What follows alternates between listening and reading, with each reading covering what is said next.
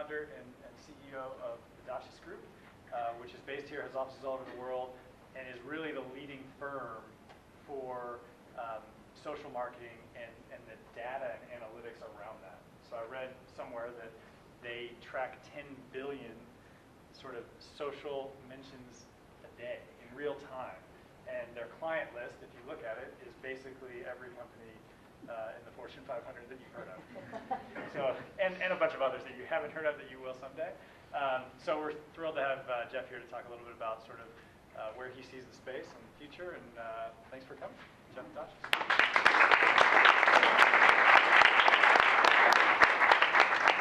That was quite the intro.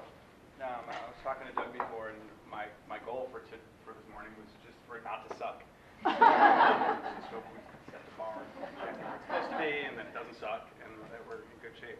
I'm Jeffrey Dachis. I'm the CEO and founder of Dachis Group, based here in Austin, Texas, as mentioned. And I'm really grateful to be here. As people who've seen me speak before or know me well, I get really nervous around talented people. And so I'm a little bit nervous because you guys really are such an impressive group and have done so much for so many people. And it's a bit overwhelming to me to be here and be able to speak with you about something, for me, that's somewhat, important, but seemingly trivial in a lot of ways, social marketing. But I'd like to try to connect the dots, hopefully today, between what you're doing and the power of social marketing, and hopefully, maybe make some connections for people as to why what I think we're doing and you're doing is so impactful and powerful, and why it represents, in a way, a huge shift in the way organizations like yours engage and reach a much wider, much more diverse, and much broader audience, and therefore then can have a much broader impact on those people's lives. So that's my hope today. And we'll dig in a little bit, and feel free to ask questions or shout out or interrupt me or throw stuff at me or whatever. Let's see, a little bit of ancient history for those that care. I started a company called Razorfish in my East Village one-bedroom apartment in New York City in 1994 with a nursery school buddy of mine named Craig Cannery. I grew up in Minneapolis, Minnesota. I'm the seventh of 7 children, 6 boys and a girl, and sort of grew up in suburban Minneapolis, a little town called St. Louis Park. And Craig and I, my partner at Razorfish, went to nursery school together. And so I'd known Craig for a lot of years, but we sort of lost touch with each other after high school. And then I bumped into him on the street in New York, and he looked a lot different. He was like the nerdy math geek guy in high school. He was taking college math in 8th grade and going to university, and he was just sort of absurdly intelligent. And so I bumped into him on the street, and he had like long hair and these skull rings and like tattoos, and I was like, Craig, and he's like, yeah, Jeff. I was like, well, you look so different. What have you been doing? And he said, I've been working on communication protocols for the military at a company called Bolt, Beranek & Newman at MIT. And I've been writing these tank simulation protocols, and we've been using this thing called DARPANET, and it had evolved it, and sort of I've been doing this for a bunch of years now. I was like, what the? I had no idea what this said. So then he goes, let me show you. And we went back to his apartment, and he basically showed me a picture of his head on top of a woman's body through a browser, this thing called a browser. And I was like, well, where is that photo? And he said, it's on my computer at MIT. I was like, well, we're in New York. How is that working? He's like, well, this browser thing lets you look at other stuff and call files on the internet. And I was like, what's the internet? And anyway, we sort of dug into it. And literally that moment, I realized that this internet thing was going to be a thing, a big thing. And it was going to impact our lives in so many ways that you couldn't even imagine. And I said to him at that moment, Craig, let's start a business right now. And he's like, well, what are we going to do? I was like, we're going to make this stuff happen. We're going to put our heads on the top of women's bodies and show it to people. And he immediately looked at me like I, was crazy. I said, listen, I'll work for free. Let's start a company. I'll work for free. as soon as you think that I am worth getting paid, you tell me, and then we'll start splitting things 50-50 from that point forward. And he said, okay, that sounds like a great idea, you know. So about a month later, I signed a contract with us for building a website called Pathfinder, which at the time was Time Warner's portal to all of their activity. And we also ended up, so I got paid on that one. And then we,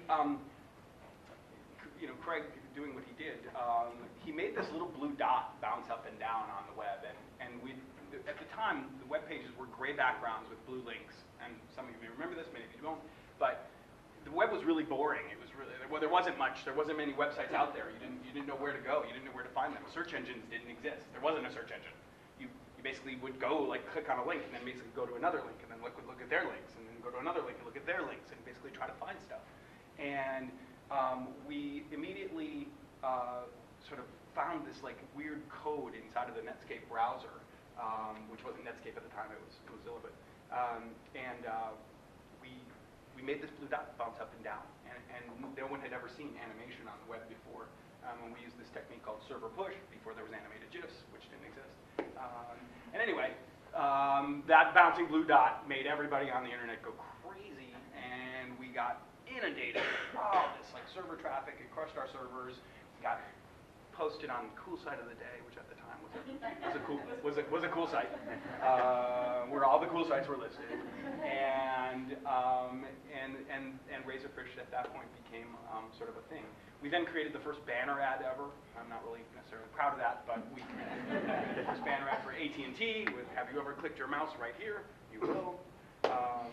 Anyway, and Razorfish then became known as a pioneer in developing sort of the web as we know it today. Razorfish today is the largest digital marketing solutions firm in the world, and there's a long history in having grown that company to what it is today. But it's sort of an interesting ride to be at the epicenter of what the internet is now today from the very beginning, and so it's been really an interesting ride. I'll bring that banner ad sort of comment back around full circle in a little bit, but just to say that I've been doing this stuff for a long time, this digital stuff. I don't know how good I am at it, but I have done a lot of it, and we've been fortunate enough to get to work with a lot of really great clients and a lot of really good, interesting projects doing innovative digital stuff, and I bucket it in that sort of loose set of activity. We took the company public in 1999 after bootstrapping it. So basically out of the bedroom into Soho, and then basically worked our asses off and made money and spent that money on growing the company. And so we bootstrapped it all the way through our initial public offering. And at the time, boy, there was a lot of attention on the stock market and on internet stocks. And our stock went up a lot really quickly. It became one of the largest internet market caps at the time. And wow, it was very exciting, and everybody thought it was really cool on the one hand, and on the flip side of that, about a year later, everybody hated the internet, and everybody sold our stock, and it went down as fast as it went up. And so we saw an enormous amount of value created, and then an enormous amount of value destroyed in a very short period of time for a lot of people.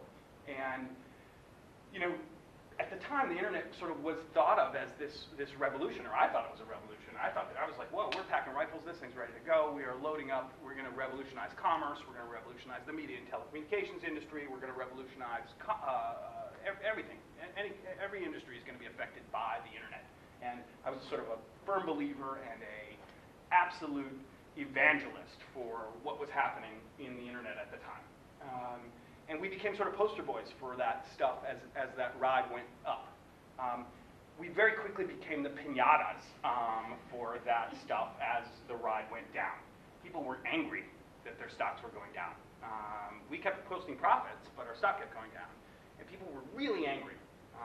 We got death threats, we got, my car got vandalized, my apartment was sort of vandalized, and lots of like really bad things because people were angry about the internet.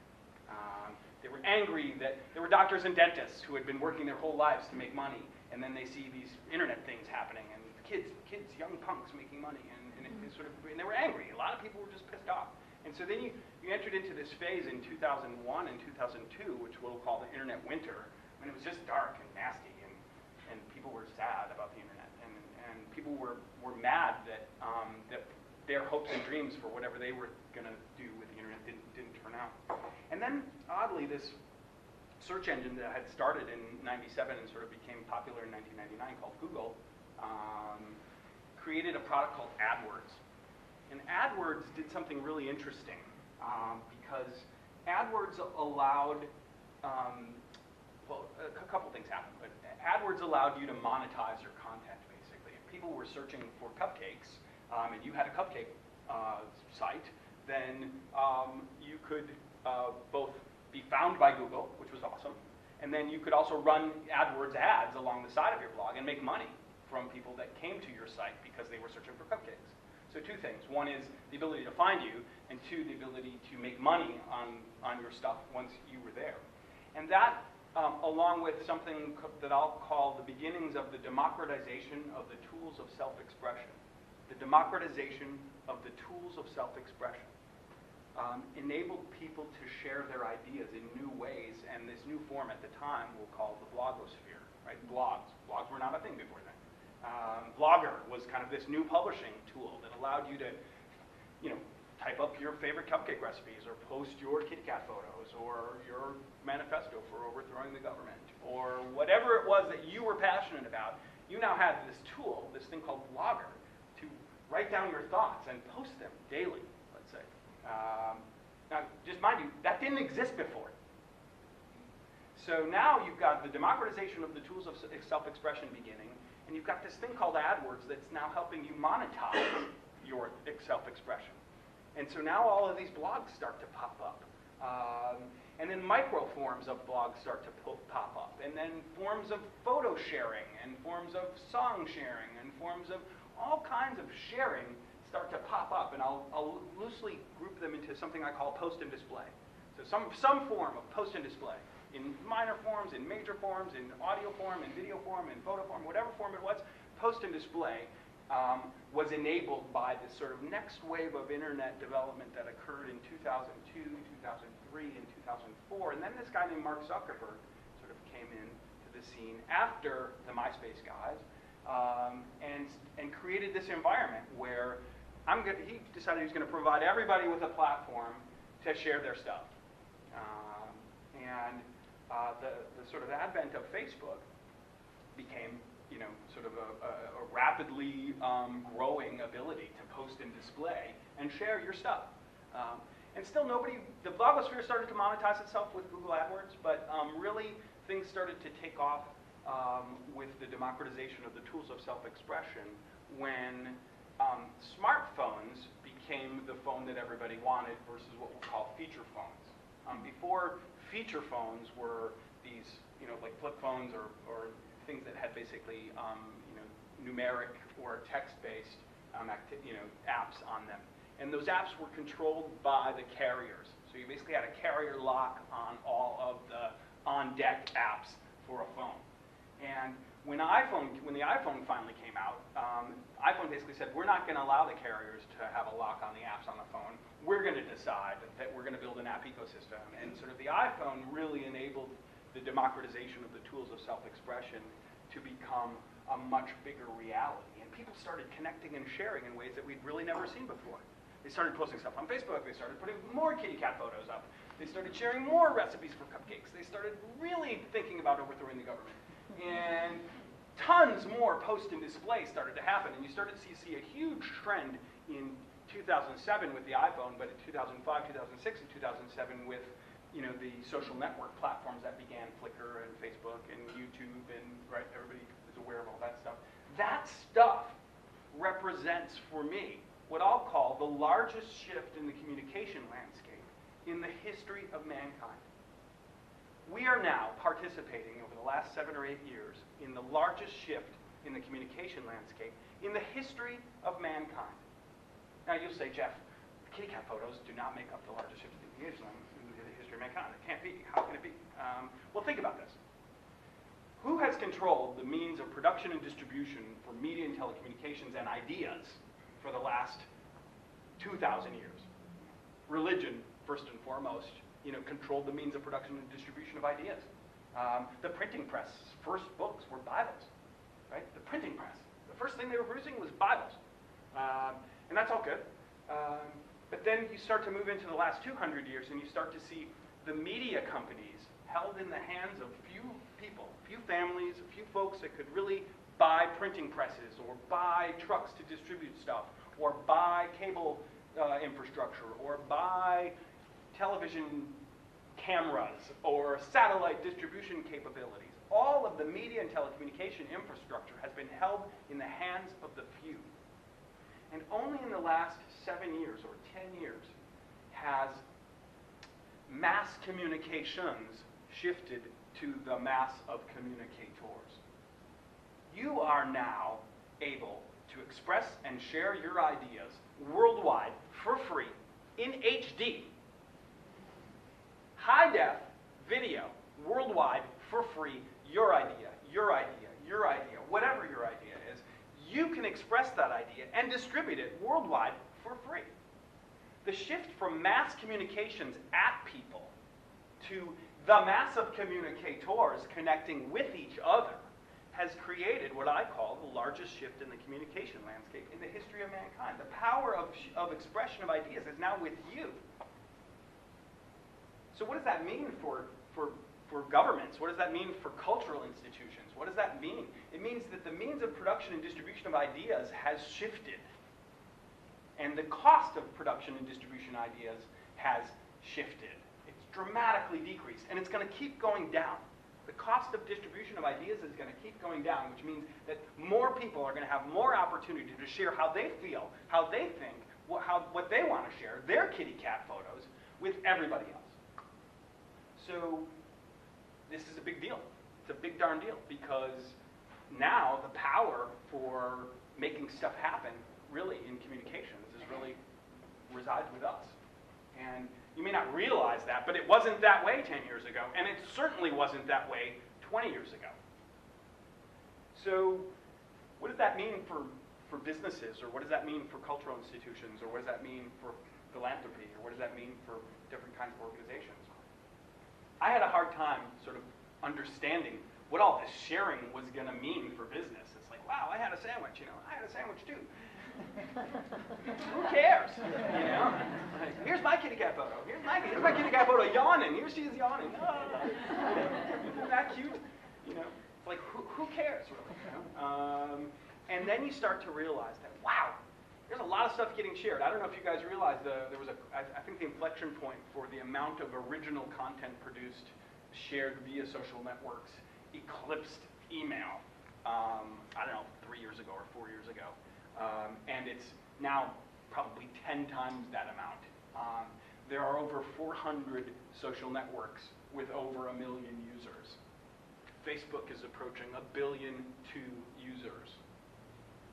Twitter has 400 million tweets per day. So the amount of sharing that's going on, enabled by the democratization of the tools of self-expression, both the inane and the important, has increased dramatically. And with that, something interesting has occurred. And this is sort of now fast forward to a little bit to 2008, where I start thinking to myself, why does anybody give a shit about Twitter? Really, honestly, I had a sandwich. And then I realized, it dawned on me, I was like, wow, this could be interesting if you could capture and harness all of the data underlying all of that conversational activity. What if a business could listen to all that stuff or engage with all those folks and understand that 100,000 people had a sandwich at 1 p.m. and they all liked mayo and didn't like mustard, and they liked whole wheat and turkey, not ham. And it'd be like, wow, now I know how much whole wheat to order. Now I know where to park the sandwich trucks. Now I know a lot about what people actually want versus what I dreamed or thought about what they wanted and then have been communicating at them for the last 100 years. They've been doing what they want to do, and then they've been communicating at people. Here's the benefits of our stuff. Let me tell you about it. Versus asking people what they think about stuff and engaging with them. It's a big shift. It's a shift from mass communications to engaging the mass of communicators. And that requires a business to start thinking differently about the way it engages its constituents, the way that it engages its employees, the way that it engages its partners and vendors and distributors, the way that it engages its shareholders or boards, and the way that it engages its customers or constituents that it serves. And so thinking about engagement versus, and then I'll pick something sort of mundane, but advertising. Instead of advertising at people, let's start engaging with people, right? So for me, the idea that you could collect and analyze all of this data and start to figure out where to engage or who to engage or what topics to engage on or what long-running conversations people were having about a specific topic and finding out where you could engage with them at that moment became a holy grail for us at Dachis Group, at least, to figure out how can we help businesses do this. And so we ended up creating this platform where we collect and analyze the data from over 35,000 brands in near real time. It's about 9 billion engaged audience members, about I don't want to say 300 million social accounts that we're tracking at any one given time, and it's about 900 trillion permutations of the data. And we're processing all this stuff, and we're just sort of taking it all in, and then we're making it available to brands to help them understand where they can engage with their audiences. And again, I want to make a strong sort of demarcation between advertising at people and engaging with them. Because if businesses continue to advertise at people, they're missing out the opportunities that exist to really maximize the relationships that they have with people. And I'll sort of circle back to the banner ad thing that I talked about before.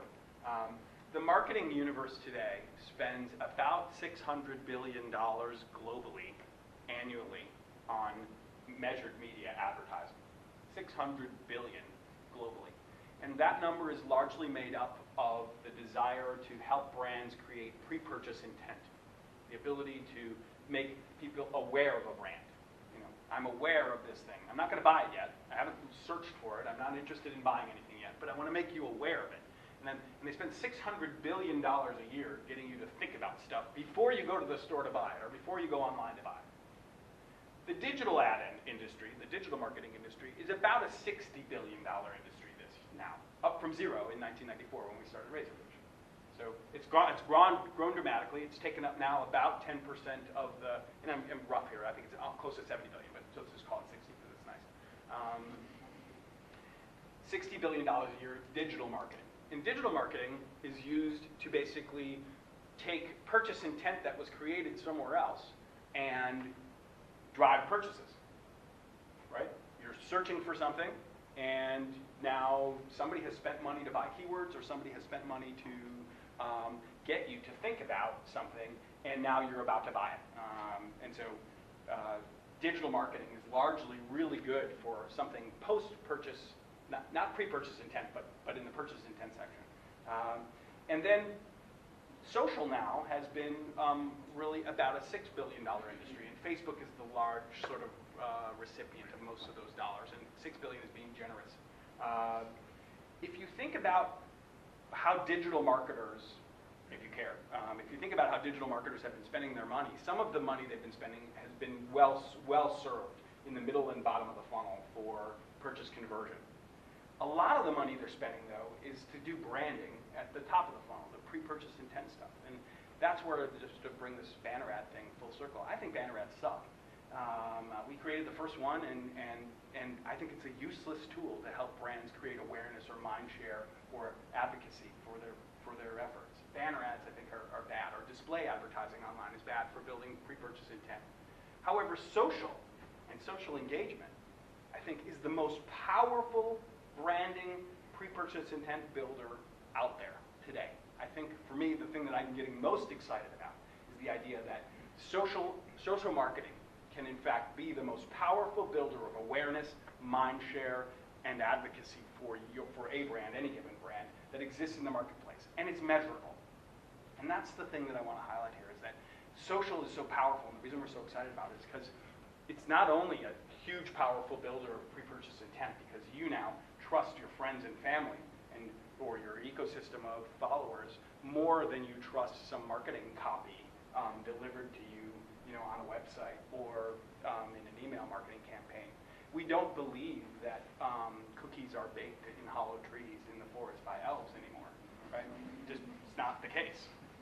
We want to know what ingredients go into those cookies, and we want to know who likes them, and we want to know if they were trustedly recommended by our next door neighbor. And that level of trust and the recommendation power that each of us have in the mass of communicators has shifted the power of the way organizations need to engage their constituents. And social marketing is, to me, the most powerful way to do that today.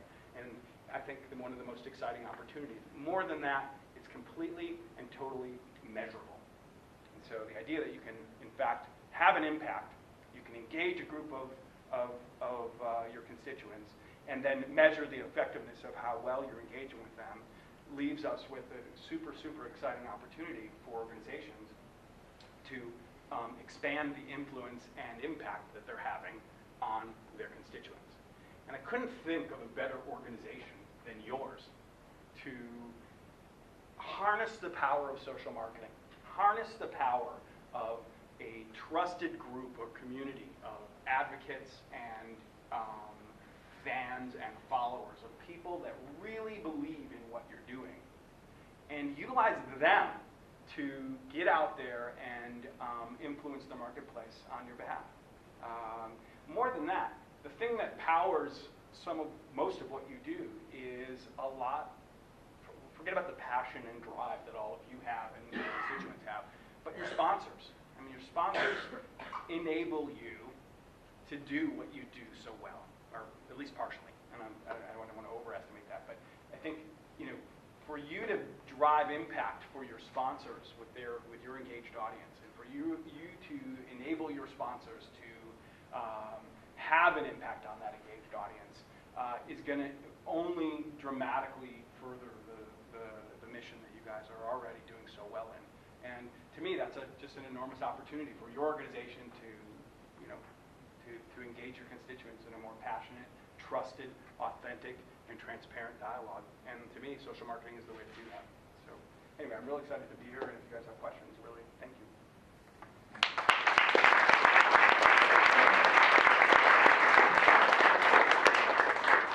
It did not suck. Okay. Yay! What did you see at South by this year that's got you excited? I didn't see a lot at South by this year. We hosted an event on Thursday before South by. Doug was gracious enough to come speak at it. And I spent a lot of energy sort of gearing up for that event.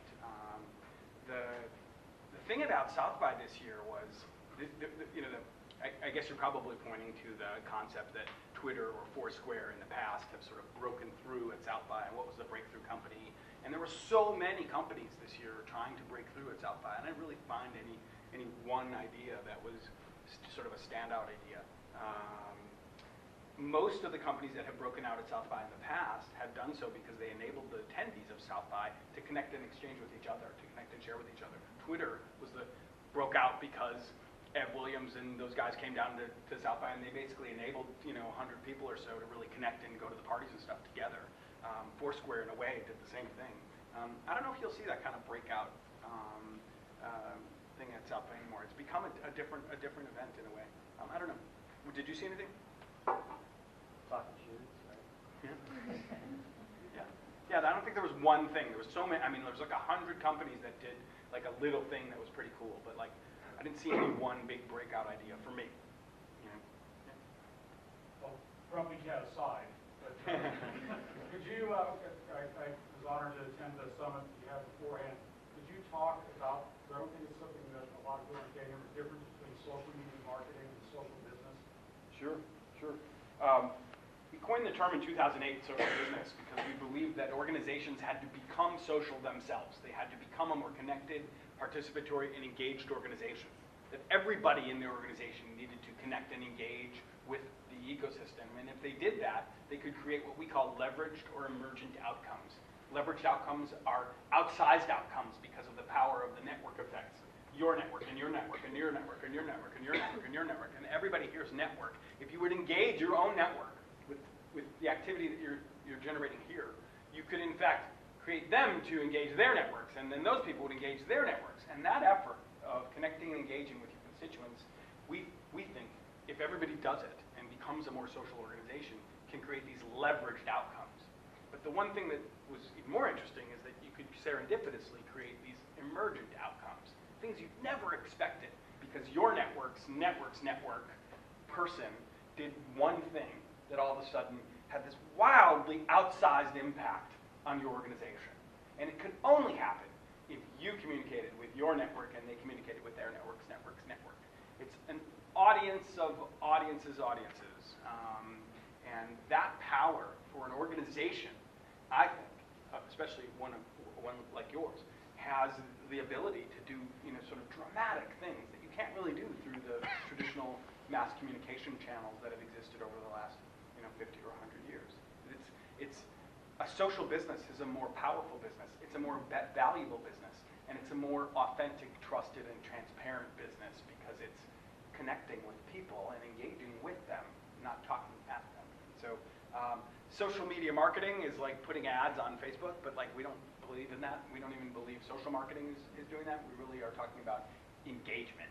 And a business that is a social business is one that's engaged with its constituents in total. Could you talk a little bit about what makes numbers meaningful, and is it just change over time, and is it that they're connected to money? And then could you talk about how social engagement as compared to advertising cultivates desire, per se? So when you say numbers, what did you mean? Well, so you're capturing these numbers, Yeah, and you're telling the brands, we've got this many numbers. Yes. What does that mean? So we don't there's a lot of stuff out there now that does a lot of counting. So you can count stuff. But we don't really, counting is one facet of measuring how well you're doing in an engagement, if you will. So you could count the number of fans and followers you have, and that's like one micro metric that might be interesting to you. But there might be, you might have 1 million fans or followers, but you might have 1,000 individuals who are engaging at a deep and meaningful level with their engaged audiences. And those engaged audiences are engaging with their engaged audiences at a deep and meaningful level. And so we measure things like average discussion length. I know that sounds strange, but like how long of a discussion is a topic getting echoed and amplified through an ecosystem. And in that realm, I'm giving you one example of counts are not as valuable as patterns, if you will. And so, like, counting fans and followers, we just don't even, I mean, it's one element, but what I want to do is understand how meaningfully they're engaging with you. What's the sentiment of what their engagement is? How deep is that conversation happening, not only with their engaged audience, but their engaged audiences' engaged audiences? How much propagation or amplification does the content that you're sharing happen throughout that ecosystem? And you start to dig deep into where the real engagement's occurring, and we can show that a brand, a typical brand, one of the 35,000 brands that we track, sees less than 1/100th of their total audience as power advocates, and less than 1% of their engaged audience as advocates. And that group generates over 30% of the earned impressions that they get in the marketplace. And so for a brand like Red Bull, who has millions and millions and millions of followers and fans, there are 6,000 power advocates for Red Bull that generate over 40 million earned impressions for them each and every month.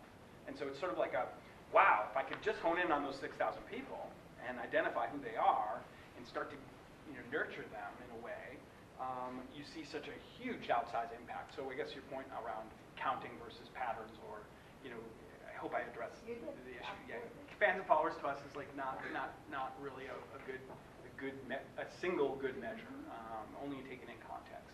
And then the second question was, Well, and this might be totally weird and esoteric, but you were talking about how social engagement essentially cultivates desire, and it's more powerful than companies It is. pushing out things. absolutely. I mean, who here reads ratings and reviews of products before they buy something? Pretty much everybody, you know? And it's really not possible anymore to find anyone who doesn't do a little bit of research online first to find out whether or not someone else thought that something was good or not. We've found that people trust their family, their friends, or their followers, and complete strangers more than they trust the marketing copy from a brand. And so if you said it was good to you, like, you're more likely to just be like, you know what, I'm just going to take that reference or whatever. Like, what kind of bike should I buy? Or what kind of, you know, what movie did you guys go see? Or like that informal conversation and engagement occurs every single day. And everyone in this room, I'd imagine, makes purchasing decisions far more often based on that influence that they're receiving from an engaged friend or family or complete stranger than they do from the marketing copy of a website or of an ad that they see. And so that desire is built because of trust, authenticity, and transparency, not so much from some creative idea that some folks came up with in a room and decided to spit it out there. Now, you know, and I constantly am asking myself that question because, like, I watch these Geico commercials, you know, right? I mean, and they're kind of funny, you know, and I wonder, like, does it really affect, like, am I going to buy Geico more than I'm going to buy Progressive or reinsurance or whatever? Like, I'm just wondering, like, I really wonder if it's impacting me, you know, that lady with the broomstick, the witch one or whatever, and like the guys with the guitars, you know, or the geckos or the cavemen. Like, I know all the commercials, so you can see that I'm aware of the brand, but am I more inclined to buy the brand? And actually, I don't know, you know, I really think I trust, you know, I ask a few folks around my office, like, what kind of insurance they buy or whatever, and you know, I'm more apt to buy that insurance. And I don't know about you guys, but at least that's me. So I think it's shifting. You know, the ads people don't trust the ads anymore. One, they're not seeing them anymore either. If you think about people cord cutting or their shift in consumption of devices and the way that they consume media is dramatically different in the last 10 years than it was 10 years ago. You think about, I watch my daughter. She's got a phone and a laptop, and sometimes the TV's on, and she's not really paying attention at all. She's basically doing like a bunch of different things at one time. And I'd imagine it's probably the same for a lot of us. When was the last time you picked up a newspaper? When was the last time you bought magazines not on a trip? Really? You know? And so when you think about, you know, what the shift in media consumption habits and the shift in the way people trust brands or organizations, you really have to start going, wait a second, this mass of communicators thing is a big darn deal. And we got to figure out how to harness that power. So yeah. I work in government relations here at the foundation, so I'm listening to your talk and the manifesto thing, I did not create a manifesto. I'm thinking about it more though through the lens of political action and policy making more so than, you know, brand development or will you buy my product. So do you have clients that is their main objective, is more trying to get people to weigh in with members of the legislature or Congress, or maybe talk about the differences between the strategies of someone not necessarily purchasing something but taking action in a way to influence? Our clients are not bad, so I'll just Okay. say we focus specifically on brands. And there's a reason for that because of the way we collect and organize data. You can't really collect and organize data on everything, so people have always asked us, like, can you tell us who's going to win the election, or, you know, can you tell us how people feel about Mitt Romney or whatever? And we can't, only in the context of a brand, and there's a big reason why, but that's how we organize our data, and that's how we analyze the data, and it makes it puts bounded boxes around stuff so that we can do what we do really well, but we can't do other stuff. That said, the engagement mechanics that we're talking about here, I think, apply towards any organization. And if you think about whether it's policy or whether it's people's thoughts and ideas around specific, I think the same group of constituents can be engaged and amplified and echoed drive the same outcomes. So again, we don't measure that, but I think from a public policy perspective, we employ the same techniques to get people to echo and amplify your thoughts and ideas the same way that you would for a brand. First and foremost, I want to thank you for what I consider a masterful dissertation, bringing us from basically an IBM 360 up to the iPhone. And I have two questions. The nature of social networking, media marketing is just, for me, absolutely intriguing. And with that said, does Facebook have a future, or is there a Facebook on the horizon? And secondly, do you work with nonprofits in their outreach relative to social marketing, networking, and branding? So I think Facebook does have a future. Under their current business model? Yeah, it's funny what they've done in the last year. I think Mark Zuckerberg absolutely has a vision of engagement, that engagement is far more valuable to everybody if that's what they focus on. But I think where they make revenue from, which is from marketers trying to tap into that audience that they have, marketers have been kind of dumb over the last bunch of years, and they've tried to put what I'll call a CPM model, a cost per thousand model, or a mass communications sort of way of thinking about things onto an engagement medium. And so Facebook has had to, I think, look backwards and kind of say, well, let's try to meet them where they are and create an ad unit or a business model that reflects where media buyers are and not necessarily where Mark Zuckerberg's vision of engagement is. And I'm not going to speak for Mark Zuckerberg, I don't know him and I've never met him, but what I'll say is that I think there's enough sort of a stake in the ground at Facebook that engagement and trusted and authenticity and transparency and the ability to enable everyone around the world to share their stuff is core enough to that business that I don't believe they'll be diluted too far by their look backwards at the media buyers who are trying to basically rent that audience. And you don't rent an audience, you engage with an audience, right? And so soon, at some point in the next some number of years, I thought it would happen a lot faster, but media folks will start to realize that engaging with somebody is far more powerful than talking at them, and that engagement versus advertising is a far more powerful way to build pre-purchase intent.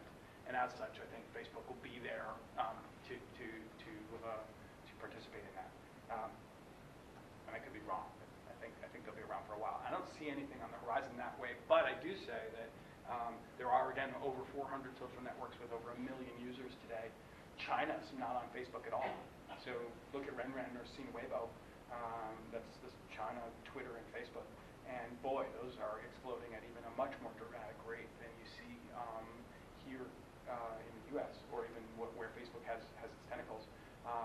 My guess is in the BRIC countries of sort of Russia, China, Brazil, and India, you're going to see a whole slew of other social networks that pop up that have nothing to do with Facebook.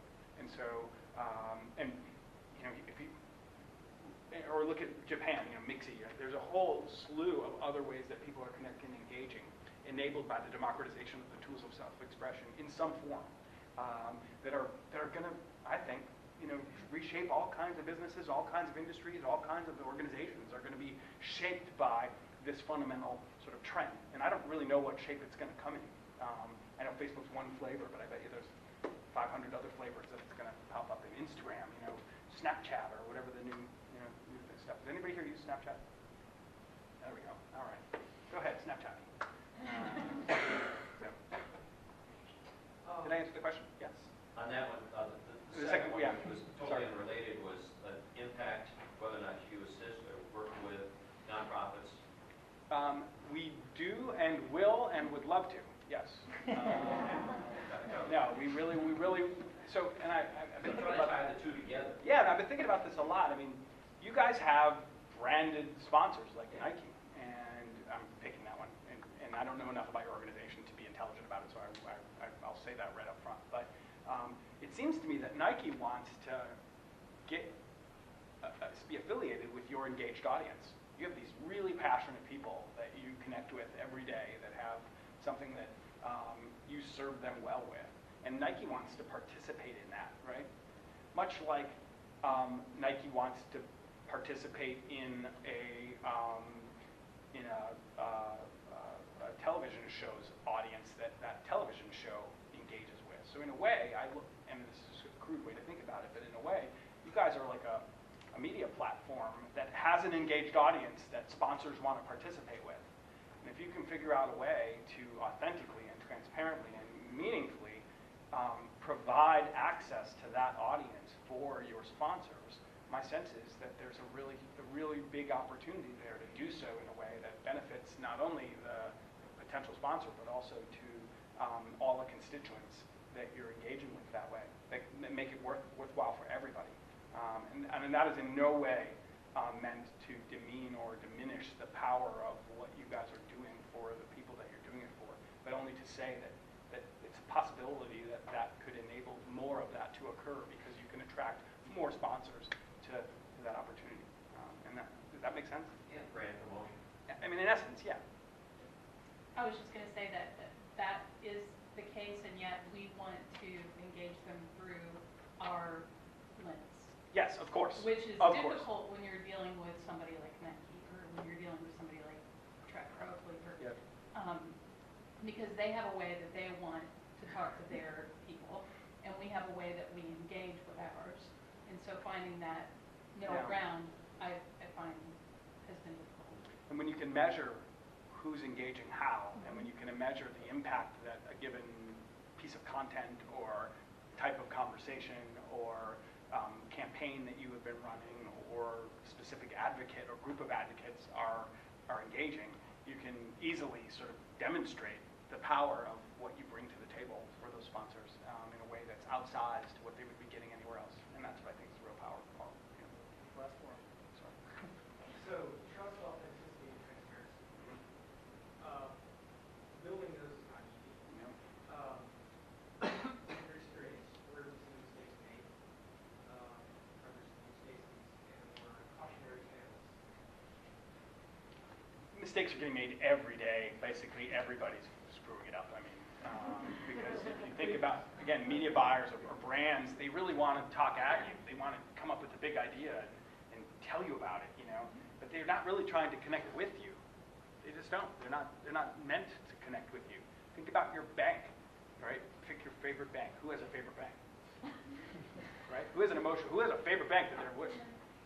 I do. Okay, who? It was ING Direct, and now it's been taken over by Capital. Okay. All right. It's an online bank, it's an online Yep. bank, it's NetBank, Yep. CompuBank. I know. Yep. And you love them. I do. Good. Okay. All right. Okay. That's the low bar, you know. It doesn't suck. They don't suck. That's good. But all other banks suck. Okay. We got that out of the way. Think about banks and customer support, right? When you call customer support at the bank, right, what happens? Everybody. You get put into a phone tree, right? And then once you finally get through the phone tree, where do you get sent to? India. I mean, you know, and that's, yeah. But the point being, they're outsourcing the most valuable touch point they have with their customers. They don't want to engage with you because you cost them money when you engage with. You've got problems. You've got issues. Like, we don't want to hear about your issues. We're going to make you as difficult as possible for you to engage with us. And then when you finally do, we're going to send you to somebody who's totally unaffiliated with us. That kind of thinking is what's present in corporate mentality today. And that's just one example of like of it really sucking. And then if you think about brands generally speaking and the way that they're trying to capture you as an audience, when you're not trying to be interrupted, you don't want to be interrupted in your Facebook feed. When you make a phone call, there's no ad on your phone call, right?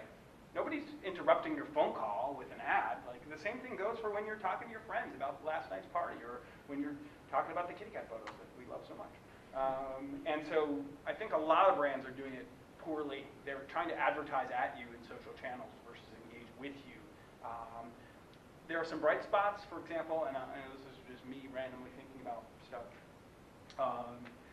Delta Assist, whoever. When I'm a Delta flyer, and I'm not loyal to any one airline, but when I do fly Delta and I do have a problem, I tweet it. Like I'm on Twitter, like I'm letting you know that like this is sucking. And they're pretty good about like getting back to me right away with like a, hey, we're sorry that this sucked, and here's who you should go talk to where you're at to get this straightened out. And they probably will give you like a free drink or something like that.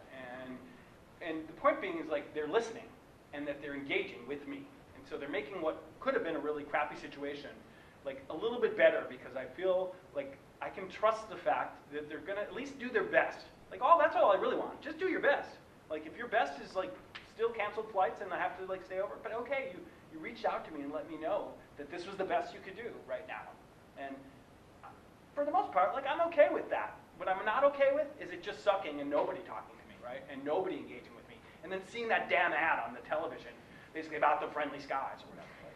I don't want to hear, you know, that I'm mad right now about my flight experience, and I don't want to see that ad, and I don't want to see the, you know, no smoking. You know, you guys know what I'm talking about, right? Anyway, you get what I'm saying. There's folks that do it well, and they're starting to figure out how to engage with people versus talking at them. And I think for the most part, corporations today are still in 50 years ago. They're talking at people, and people are not listening. So to that point, though, too, a lot of organizations, small and big, look at technology and social engagement as a way to reach more people using automated methods. Where's the balance? Is there a balance? So you may or may not care about this. The only way to authentically engage a large audience at scale is to let your advocates do it for you. Because you can't hire enough community managers to man all the Twitter accounts and Facebook accounts and try to basically engage every single person who engages you. Like, it's not possible. So what you want to do is find those influencers and those advocates who are actually really passionate about your brand or about your organization, who will in effect utilize the same language and the same tone and the same authenticity and trusted transparency that you would expect with their engaged audience. And then their engaged audiences engaged audiences. And if you can do that, you can actually create a larger leveraged outcome, which is what I talked about before, leveraged and emergent outcomes. You can create larger leveraged outcomes than you could buy if you were renting an audience. Does that make sense? But that effort to engage at scale requires really a constituted effort to identify who those people are, cultivate them over time, nurture them, mobilize them, and then they do it on behalf of you, and they do the work for you. And you guys have probably one of the most passionate, one of the most trusted, one of the most authentic, and one of the most transparent, engaged audiences that exist on the planet. I mean, people, they want to engage with their engaged audiences about the stuff you do. And to me, that seems like a huge opportunity to start to see the leveraged effects of what engagement at scale can do for you. And more than that, perhaps see emergent outcomes that you may not have thought of, that we didn't know that this thing was going on. We just had no idea that, whatever, and those things are out there, and they're happening without you. And so let's figure out how to sort of harness all that. And that's what the power of social really can do, I think, and that's why I believe this is the largest shift in the communication landscape in the history of mankind, and why it's so exciting to be involved in that right now. So, Thank you so much. that was That was awesome.